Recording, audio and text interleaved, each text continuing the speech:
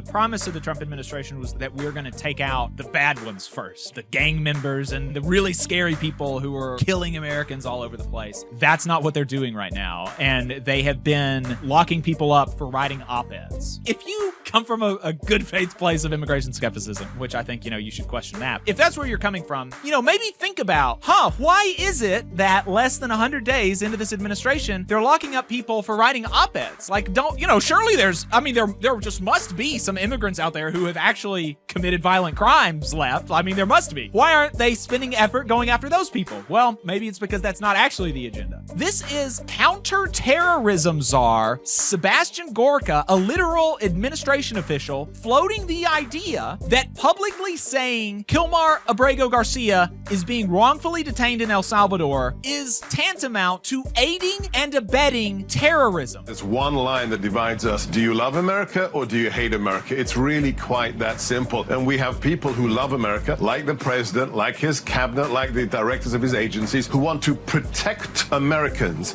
And then there is the other side that is on the side of the cartel members, on the side of the illegal aliens, on the side of the terrorists. And you have to ask yourself, are they technically aiding and abetting them? Because aiding and abetting criminals and terrorists is a crime in federal statute, Rob. I don't know where in the Constitution it specifies how much you love America, sort of guaranteeing you certain rights. There has already been U.S. citizens locked up, and there was one that was locked up for 48 hours, for 2 whole days before he was let go. His mother was showing the people his social security card and his birth certificate, and they still wouldn't let him out. And Blue Check, the respondent was like, well, he was a U.S. citizen and he was let out after 48 hours. What's the big deal? Oh, and cool. And Jelani was pointing out how, like, that's crazy that we are already at, sometimes there's gonna be a couple of them that get locked up for a few days, it'll be okay. There's no big deal. I mean, that's where the immigration conversation is on the right now. And it's also worth pointing out that the reason that he was suspected of being an undocumented immigrant is because he was speaking